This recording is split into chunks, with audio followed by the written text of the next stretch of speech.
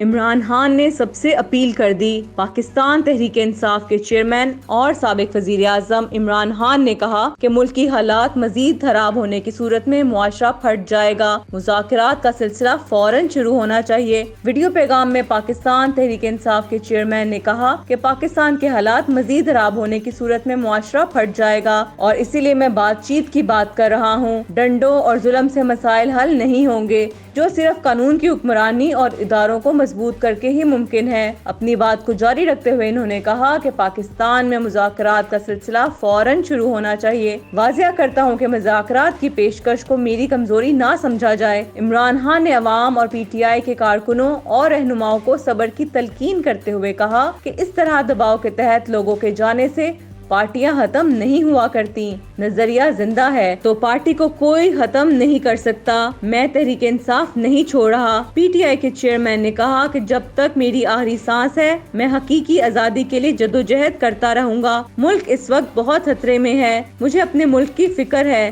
جو لوگ مل کر یہ سب کچھ کر رہے ہیں انہیں کوئی فکر نہیں۔ اوپن مارکیٹ میں ڈالر 308 روپے کا ہو گیا ہے۔ میری حکومت ختم ہونے کے بعد ڈالر 130 روپے گر چکا ہے۔ اب خطرے کی گھنٹی بج جانی چاہیے۔ بزنس ٹھپ ہو گیا ہے۔ پی ڈی ایم والوں کو کوئی فرق نہیں پڑ رہا کیونکہ ان کے پیسے باہر پڑے ہیں۔ سابق وزیر اعظم نے کہا کہ کور کمانڈر ہاؤس پر حملہ ہوا، آگ لگی۔ مجھے یہ بات 4 دن کے بعد سپریم کورٹ میں چیف جسٹس سے پتہ چلی۔ میں نے اسی وقت مذمت کی۔ اب جو پریس کانفرنس کرتا ہے کہ میں فوج کے ساتھ ہوں اور 9 مئی کی واقعات کی مذمت کرتا ہوں، 9 مئی کی مذمت کون نہیں کرتا؟ کوئی بھی نہیں چاہے گا کہ ملک کی فوج کمزور ہو۔